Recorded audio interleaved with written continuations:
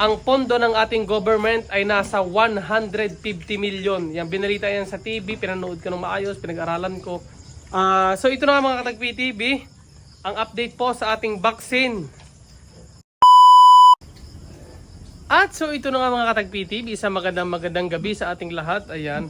Baling ang ginagawa natin tuwing hapon o kaya tuwing gabi, tayo ay nagpapausok, pero umapoy ang ating pausok. Ayan, kaya binabantayan natin. At so ito na nga mga Katagpi-TV, ayun nga, pinakita ko lang yung ating ginagawa tuwing hapon at saka tuwing gabi. Tayo ay nagpapausok ng ating babuyan. Ayan. Bago natin simulan ang bidyong ito ay sa aking mga Katagpi-TV dyan na nag-update, nag-chat-chat, nagko-comment dahil nga tinatanong nila kung kamusta na daw ang vaccine.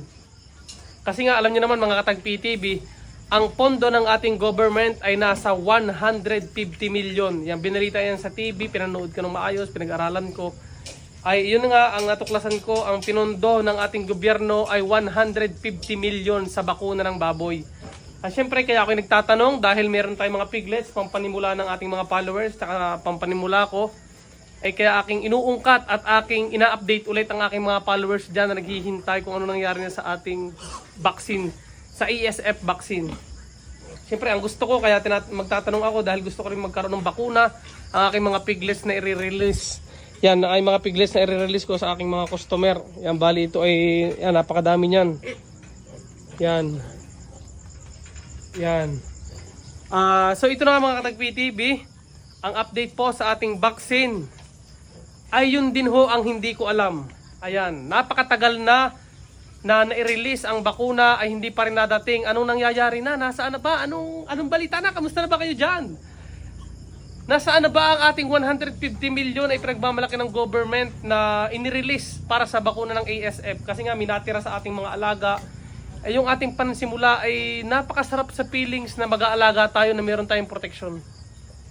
Kaya yun nga, nanawagan ako sa ating government, nasaan na ba yung sinasabi nyo po na vaccine? Kami po ay naghihintay at nagtatanong kung ano na po ang balita. Ayan, kung kita nyo mga Katagpi-TV, tayo nagpapausok pa rin kahit wala na po tayong nababalita ang ASF. Sana naman po ay hindi na bumalik. Ay yan, hinihintay po namin ang bakuna kung nasaan na. Siyempre napakadami ng IMBIC na ito. Kasarap ga ng yun aking papalakhin at ibebenta ko na pang-inahinit barakuhin na merong bakuna. Ay sa gagandang lulusog. Ay pag may bakuna, di napakasarap mag-alaga. So yun lang mga Katagpi-TV ha. I-update ko kayo kung anong balita na. Tatawag ako sa mataas kung anong balita na sa bakuna. Kung dumating na ba o kung nasaan na, kung natunaw na. So yun lang mga Katagpi-TV. Sana naman po ay wag nating itago o kung basta ganun. Mahirap magsalita pero yun nga ang balita natin ay mayroong bakunang dadating. Ngayon nga ay nakarecover na ulit. May mga baboy na ulit tayo ay wala pa din. Yun, update ko kayo sa mga followers ko dyan kung ano magiging update sa bakuna. Wala pa ho kaming balita. Wala akong alam kung ano nang nangyari sa 150 million. Bye bye!